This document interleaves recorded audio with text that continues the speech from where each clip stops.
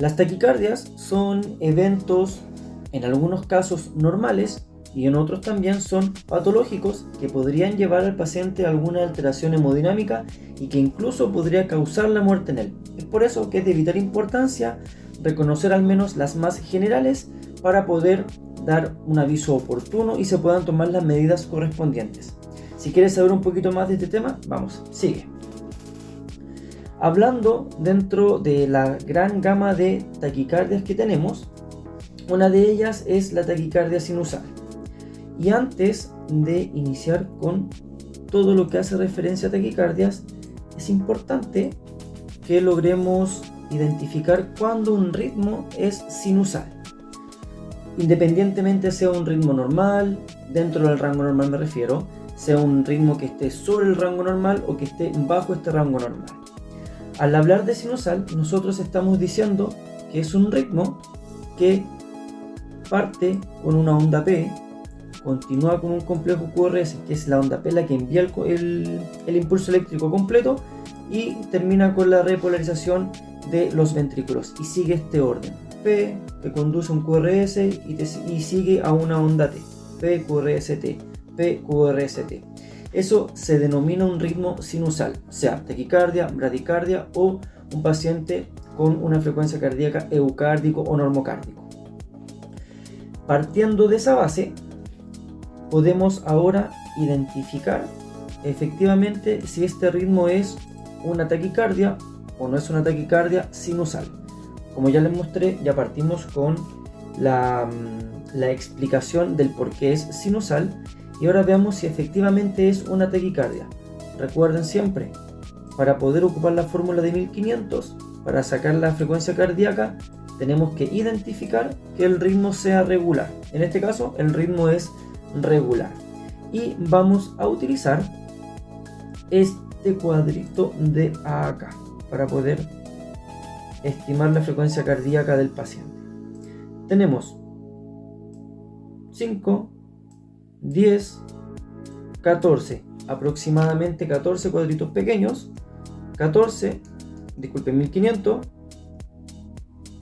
1500 dividido en 14, y eso nos da un total de 107.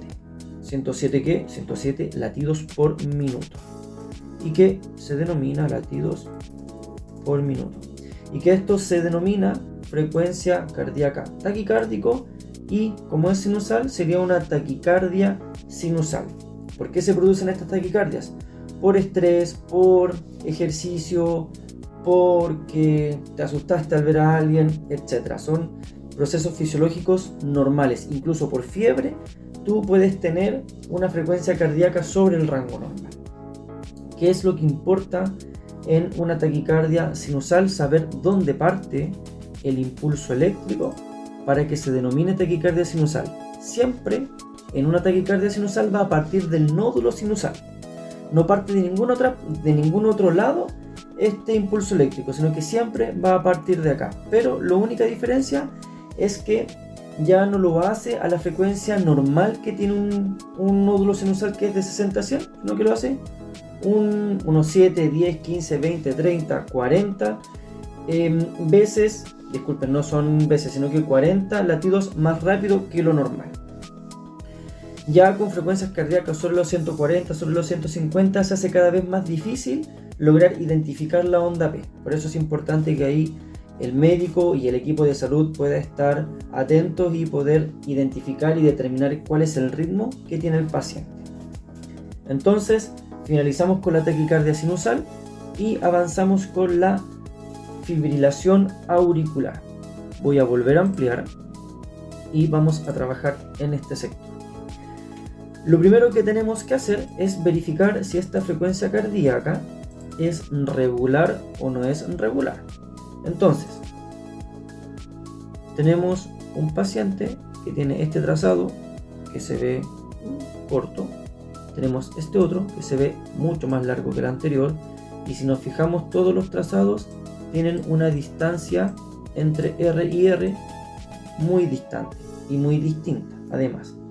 Y además, si tratamos de buscar alguna onda P, no logramos identificarla. No sabemos si son ondas P o son ondas T, no se logra reconocer.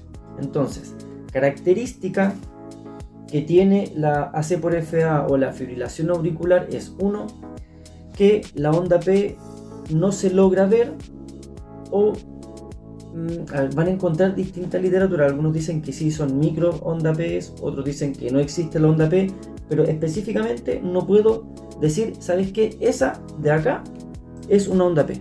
No puedo, porque dentro de la definición de una fibrilación auricular no hay una contracción completa de la aurícula. La aurícula lo que hace es esto, en vez de latir, la aurícula fibrila, entonces aletea, hace esto, no se contrae completamente, y eso se puede evidenciar en el electrocardiograma. Entonces tenemos una onda, o sea, un RR irregular y no evidenciamos onda P. Es lo característico que tiene una fibrilación auricular. Y como les mencioné recién, ¿por qué ocurre esto? Cuando nosotros vemos una fibrilación auricular, comienzan a mandar muchos focos o muchos impulsos eléctricos en toda la aurícula. Entonces, no solamente el mandante, y se estimulan obviamente todos casi al mismo ritmo, casi a la misma velocidad, pero en momentos distintos. Entonces, el impulso eléctrico, lo voy a cambiar de color, voy a seguir con el amarillo. El impulso eléctrico llega, no se ve bien, cambiamos de color a azul. El impulso eléctrico llega, pero llega de todos lados, no solamente del nódulo sinusal. Y nuestra aduana, que era el nódulo auriculoventricular, dice ya, toma, tú pasas, y se demora, y después dice tú pasas, tu impulso pasas, y por eso es que vemos complejos QRS que tienen una distinta distancia, porque no todos salen del nódulo sinusal. Entonces nuestro corazón comienza a hacer este movimiento. Cuando la frecuencia cardíaca está por sobre los 100 latidos por minuto, se denominan AC por FA de respuesta ventricular rápida. Y se tienen que ir viendo algunas sintomatologías del paciente para realizar el tratamiento adecuado de este ritmo. Que además, como el corazón no se contrae adecuadamente en las aurículas, se tienden a formar microcoágulos que podrían causar accidentes cerebrovasculares en las personas. Por eso es de vital importancia detectar este ritmo. ¿Podríamos detectar este ritmo sin un electrocardiograma? Probablemente sí, pero el diagnóstico siempre se va a hacer con una imagen. ¿Cómo podríamos nosotros identificar que una persona efectivamente tiene una AC por FA? Es solamente palpando el pulso. Si usted se palpa el pulso en este momento y no tiene ninguna patología cardíaca, su corazón va a estar latiendo en este ritmo. Pum, pum, pum, pum, pum, pum, pum, de forma regular. En cambio, si usted le palpa el pulso a una persona que tiene una fibrilación auricular, el pulso que va a sentir va a ser pum, pum, pum, pum, pum, pum, pum, pum. No tiene un orden regular en las contracciones ventriculares. ¿Bien? Entonces, eso con respecto a la fibrilación auricular. Continuamos. Otro de los ritmos que tenemos es el flutter auricular. Característica esencial del flutter auricular es que, uno, las frecuencias ventriculares pueden llegar hasta 150 latidos por minuto. Mayoritariamente el flutter auricular es regular, como podemos verlo acá. Mayoritariamente hay flutter auriculares que son irregulares, sí, pero la gran mayoría son regulares. Y la característica esencial es que tienen esas ondas entre los complejos, entre el complejo QRS o entre cada R, que se denominan ondas F. Bien, entonces estas ondas F, si nos damos cuenta acá tenemos 1, 2, 3 y eso se denomina que está a una razón de 3 es a 1. Por cada 3 ondas F sale un complejo QRS. Cada 3 ondas F sale un complejo QRS. ¿Por qué ocurre esto? Antes de, vayamos con la frecuencia cardíaca.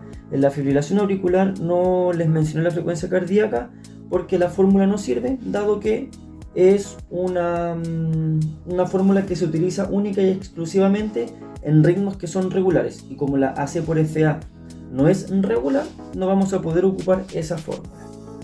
Entonces, midamos cuánta frecuencia cardíaca ventricular tiene este paciente y nos vamos contando los cuadritos pequeños. Tengo 5, 10, 15, 16 y 17. Entonces son 1500 dividido en 17 y nos da una frecuencia cardíaca de 88 latidos por minuto. Frecuencia cardíaca, y le voy a colocar ahí ventricular, 88 latidos. Pero ojo, veamos qué ocurre con la frecuencia cardíaca que es, entre comillas, auricular, ¿ya? Porque acá la aurícula sí se contrae. Si vemos que la distancia va desde acá hasta acá, que vendría siendo nuestras ondas F, contamos los cuadritos: 1, 2, 3, 4, 5, 6. 1500 dividido en 6 nos da un total de 250 latidos cardíacos. Entonces, mayoritariamente la contracción auricular fluctúa entre 250 350, como promedio en 300. Entonces es una frecuencia cardíaca elevadísima que requiere tratamiento. Sí requiere tratamiento, pero no lo vamos a ver en esta oportunidad. Solamente estamos identificando los ritmos de taquicardias. ¿Por qué ocurre o cómo ocurre un flutter auricular? Aquí les voy a mostrar con un dibujito. Ya sabemos que normalmente el impulso eléctrico parte por el nódulo sinusal, que dejé un ratito en blanco. Parte por el nódulo sinusal, pero tenemos estimulación auricular que vuelve a reentrar, que estimula nuevamente a las aurículas, pero ese impulso eléctrico no pasa hacia los ventrículos. Por eso vemos una estimulación eléctrica auricular, otra estimulación eléctrica auricular, otra estimulación eléctrica auricular, y recién el impulso pasa hacia el ventrículo. No todos los impulsos de esta entre comillas triple estimulación que tiene la aurícula pasan hacia la parte más distal del corazón, que vendría siendo los ventrículos, y es por eso que se produce un flutter auricular. Todas las taquiarritmias que se han mostrado hasta ahora tienen tratamiento. Hay otra taquicardia que se denomina taquicardia supraventricular, y que la frecuencia cardíaca fluctúa entre los, y hago referencia a la frecuencia cardíaca ventricular, entre los 160 y los 220 latidos por minuto. Veamos qué ocurre acá. Si nosotros logramos evidenciar o tratar de ver qué es lo que está ocurriendo acá, primero, yo de partida no veo onda P antes o clarita antes del complejo QRS. Lo que sí puedo ver es que tengo todavía un ritmo regular, pero no veo la onda P, no se logra evidenciar adecuadamente. Entonces, primero, sinusal no es, porque no veo la onda P antes del QRS, pero tenemos una muesca que nos está evidenciando que hay un impulso auricular posterior al complejo QRS. Ahí, cuando les muestre la imagen del corazón, les voy a explicar por qué. Primero vamos a calcular la frecuencia cardíaca que tiene este paciente. Tengo 5, 6, 7, 8, 9. 1500 dividido en 9 nos dan 166 latidos por minuto. Entonces esta persona que llegó quizás al servicio de urgencia, o está hospitalizado en un servicio de UPC o en cualquier, quizás en servicio de medicina, y sufrió de una taquicardia supraventricular, lo tenemos con latidos por minuto. lo tenemos con 166 latidos por minuto. ¿Qué es grave? Sí, es grave, pero va a depender de la hemodinámica y de cómo esté el paciente con su estado de conciencia, si tiene molestia torácica, etc. Bien, entonces, taquicardia supraventricular. Tengo un complejo QRS que se ve clarito, pero no veo o no se logra apreciar adecuadamente una onda P. ¿Por qué ocurre esta alteración del ritmo? Tenemos que normalmente, y vuelvo a reiterar, el impulso eléctrico parte por el nódulo sinusal, se va al nódulo auriculoventricular, y el nódulo auriculoventricular tiene la característica que tiene dos pasos de corriente, por así decirlo, hacia los ventrículos, una que es la vía rápida y una que es la vía lenta. Entonces, ¿qué ocurre acá? El impulso eléctrico, en vez de pasar por la vía rápida hacia los ventrículos, pasa por la vía lenta. Voy a borrar para que se logre, control Z, para que se logre ver bien. Pasa por la vía lenta, envía impulso hacia el ventrículo, por eso veo la contracción ventricular, que hay una alteración en el paso de la corriente o del impulso eléctrico hacia los ventrículos. Taquicardia supraventricular. Hasta ahí, todas las taquicardias que hemos visto son sobre o desde el nódulo auriculoventricular hacia arriba, hacia el nódulo sinusal. ¿Qué características tienen todas estas taquiarritmias que hemos visto? Todos los complejos QRS son estrechos. Taquicardia sinusal, complejo QRS estrecho. Fibrilación auricular, complejo QRS estrecho. Sí, fibrilación auricular. Flater auricular, QRS estrecho. Taquicardia supraventricular, QRS estrecho. Pero ahora viene una taquicardia que se denomina taquicardia supraventricular, ventricular con pulso, porque hay dos y que después vamos a verla sin pulso. Tenemos una taquicardia ventricular con pulso que, fíjense, ¿qué diferencia hay con las otras? Tengo un QRS que es anchísimo. Bien, tengo un QRS ancho, sigue siendo regular, pero es un QRS demasiado ancho.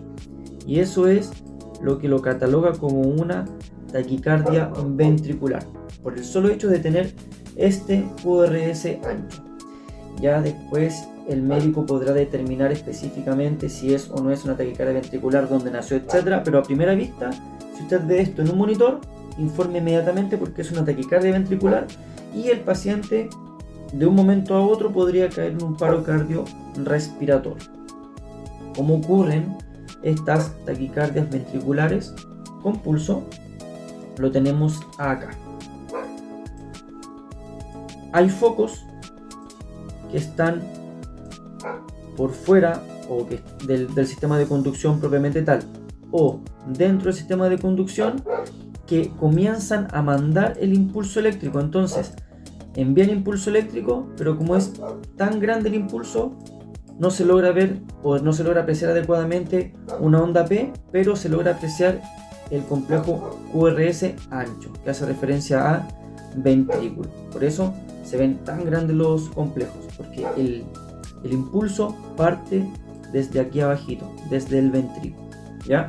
Entonces, características de la taquicardia ventricular: QRS ancho, sigue siendo regular y no logro evidenciar una onda P, por eso no se denomina una taquicardia sinusal, por ejemplo. Ya no hay onda P. Al no haber onda P, nos olvidamos de la palabra sinusal. Eso con la taquicardia ventricular, y lo que deben o lo que les debe quedar claro el día de hoy es este punto: comparar o lograr identificar si el QRS es estrecho o si el QRS es ancho.